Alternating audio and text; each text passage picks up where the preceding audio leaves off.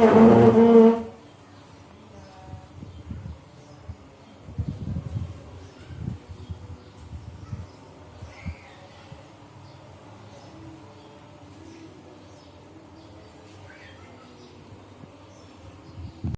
warahmatullahi wabarakatuh. Nama saya Nena Sukmawati dan di sini ada rekan saya Wulan Sari dan Adi Rohimah.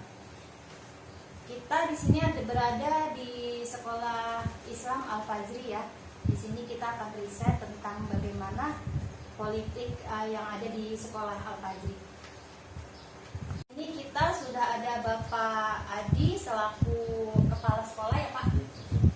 Di sini saya mau minta waktunya sebentar ya Pak ya. Silakan. Kalau di sini itu apa aja ya Pak politik yang ada di sekolah?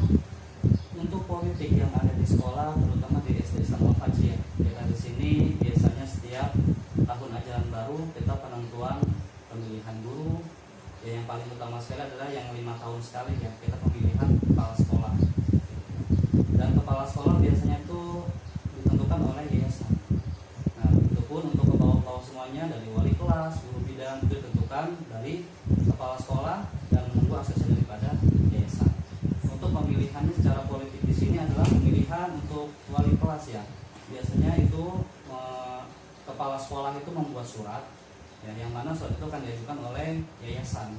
Siapakah wali kelas kelas 1 sampai kelas 6. Itu pun guru bidang, dan juga di sini kita ada struktur organisasi kita melalui guru bidang dan juga guru bidang kurikulum ya, terutama ya bidang kurikulum, bidang umum maupun bidang agama itu ditentukan oleh kepala sekolah dan tentunya di-ACC oleh yayasan. Kalau komite sekolah itu biasanya siapa yang pilih ya? Untuk penentuan komite sekolah ditentukan oleh wali kelas. Ya, jadi wali kelas itu di setiap kelasnya kita memiliki grup ya. Nanti di situ ditentukan oleh wali kelas. Biasanya tiap kelas itu harus menyumbangkan satu orang tua, yang mana dari hasil kesepakatan wali kelas bersama dipilihlah ketua komite, dan pemilihan komite tentukan pastinya ya kita membuat surat, semua diserahkan ke orang tua murid. Nah, di situ pemilihan siapa yang pemilihan terbanyak dia menjadi komite. Setelah semua terpilih tentunya juga sama karena kita sekolah swasta, semua para penentuan adalah di yayasan. Cara pemilihan struktur organisasi kelas Pak. Untuk pemilihan struktur organisasi di kelas biasanya itu kita semua dikumpulkan di kelas masing-masing oleh wali kelasnya. Nah, di situ wali kelas menunjuk beberapa siswa untuk dijadikan sebagai ketua kelas, wakil ketua kelas, ada bendahara, ada sekretaris, dan sekaligus biasanya di situ kita penentuan untuk jadwal piket siswa. Nah, di situ dipilih beberapa siswa oleh wali kelasnya, dan tetap mereka diberikan kertas untuk memilih siswa mana yang setuju ya, kesepakatan bersama siapa yang jadi ketua kelasnya. Dan alhamdulillah memang antusias siswa ketika pemilihan itu biasanya ya heboh ya, karena yang namanya siswa ketika pemilihan suka main tunjuk-tunjukkan. Nah, disitulah fungsinya wali kelas lah ya, tujuan wali kelas biar tidak terjadi keributan di kelas. Makanya wali kelas menunjuk siapa yang sudah dipilih, dan tentunya di kesepakatan bersama. Dan ketika hasil akhirnya barulah wali kelas itu menunjukkan kepada kepala sekolah, ini loh susunan organisasi kelas kita. Tentunya sama, semua kesepakatan hanya ada di kelas ya, jadi intern saja. Jadi kepala sekolah tidak ikut ambil di situ, hanya mengetahui aja. Jadi semua keputusan di situ untuk struktur pemilihan itu ya, struktur organisasi kelas yang ditentukan oleh wali kelas dan siswa masing-masing. Berarti kalau untuk golput siswanya itu agak Kemungkinan jarang. golput itu kemungkinan tidak ada, karena pastinya antusias siswa untuk pemilihan itu besar. Bahkan mungkin pernah kejadian juga kita yang tadinya satu anak memilih satu siswa itu bisa 2 atau 3 ya, karena ya kita tahu lah untuk anak SD masih sifat anak bermain lah ya. Jadi ya seperti itulah, kadang memang kita disuruh pilihnya satu ya, kadang kita bisa lebih dari satu.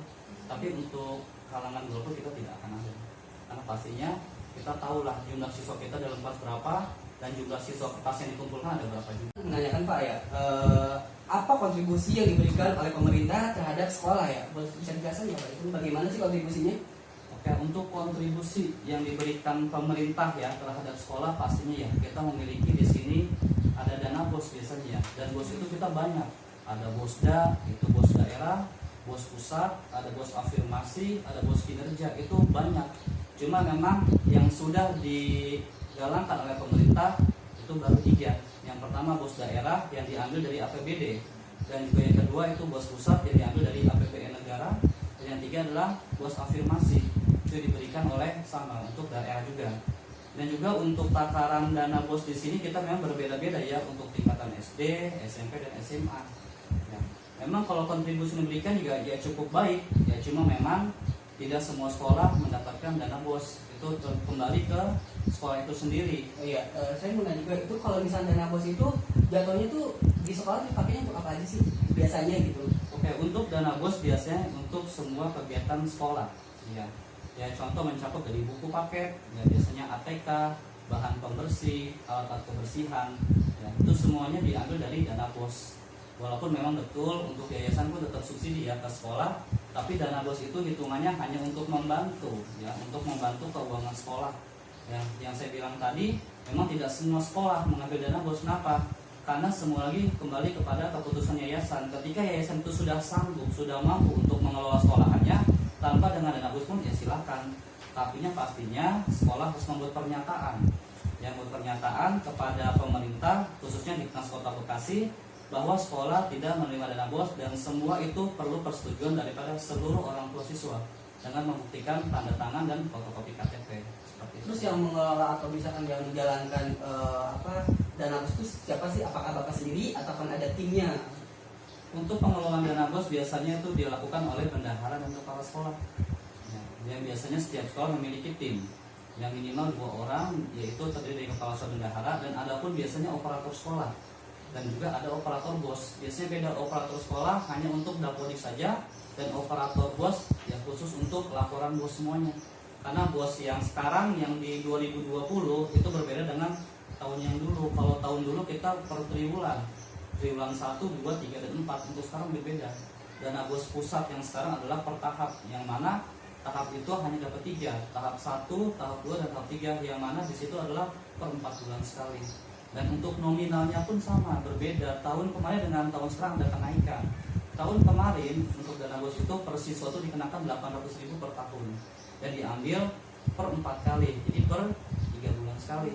Kalau untuk tahun 2020 penggunaan dana bos itu per tahap, yang mana untuk persiswanya itu ada kenaikan 100.000 jadi 900.000, dan itu semuanya untuk laporan segala macam itu sekarang kita sudah menggunakan aplikasi Siplak, yang mana aplikasi Siplak itu milik pemerintah.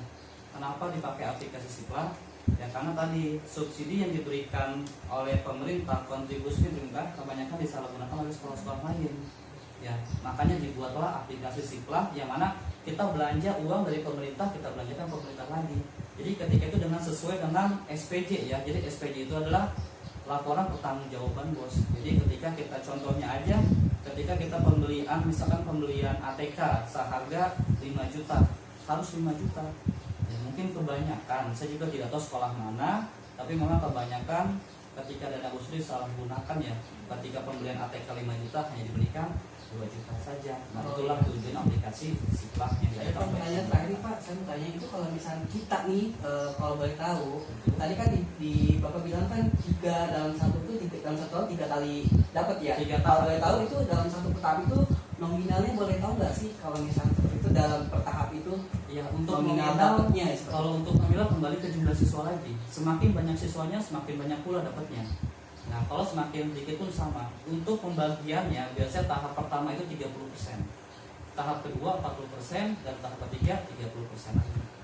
Ya, jadi semua tetap ya. Kalau ditanya untuk masalah nominal berapanya, pastinya setiap sekolah berbeda-beda. Contoh di Al-Fajri saja kita jumlahnya 175 siswa. Tinggal dihitung saja 175 siswa dikali 900.000, dan itu dikeluarkan 3 kali. Yang tadi saya bilang, tahap pertama Januari sampai ke April, tahap kedua Mei sampai Agustus ya, tahap ketiga September sampai Desember. Itu nominal dari 30% tahap pertama, 40% tahap kedua, dan 30% tahap ketiga. Dan itu harus habis di bulan Desember, tidak boleh ada sisa. Berarti harus ada laporan keuangannya ya? Iya betul, dan laporan keuangan itu diadakan per 4 bulan sekali. Nanti itu ada yang namanya laporan pertanggungjawaban bos, yang harus menghadap kita ke Dinas, itu bendahara dan kepala sekolah. Dan seperti seperti mungkin ya seperti sidang skripsi, kita disidang oleh BPK, oleh KPK, oleh orang Diknas, semuanya sampai benar-benar detail sekali. Ya sampai rasanya hanya uang 100 rupiah pun harus tahu ini dikemanakan, dan harus ada bukti kwitansinya ketika kita pembelian barang. Nah, tapi tidak dipergunakan untuk tunjangan guru ya, karena beda, tunjangan guru itu berbeda dengan tunjangan dana bos. Atas waktunya, Ya sama-sama. atas jawabannya juga terima kasih. Sama-sama. Sekian wawancara yang sudah kita lakukan. Bila ada kekurangan, mohon dibukakan pintu maafnya sebesar-besarnya. Bila taufiq wal hidayah.